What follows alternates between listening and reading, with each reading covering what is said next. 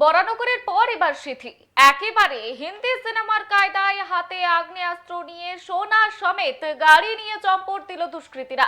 হাড়হিম করা এই ঘটনাটি পুরো বন্দী হয় সিসিটিভি ক্যামেরা।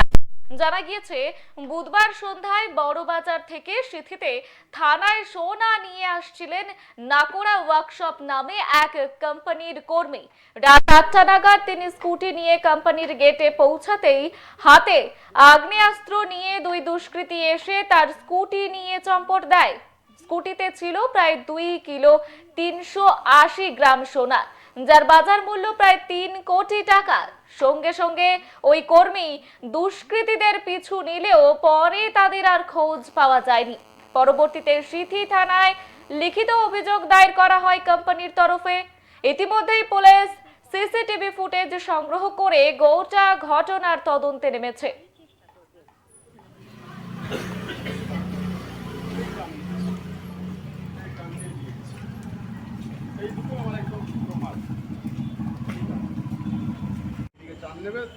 এখান থেকে এই এতটা আসছে, এসে স্লো পজিশনে যাচ্ছে, এসে দেখলো, দেখে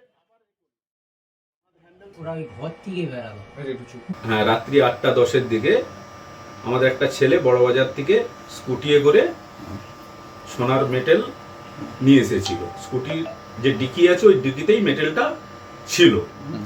আমাদের গেটে পৌঁছানোর সময় ছেলেটা গাড়ি রেখে যখনই গেটের লকটা খুলতে যাচ্ছে, গাড়ি থেকে নেমেই লকটা খুলতে হয়, সুতরাং সেই হিসাবে ও গাড়ি থেকে নেমে লকটা খুলতে গিয়েছে।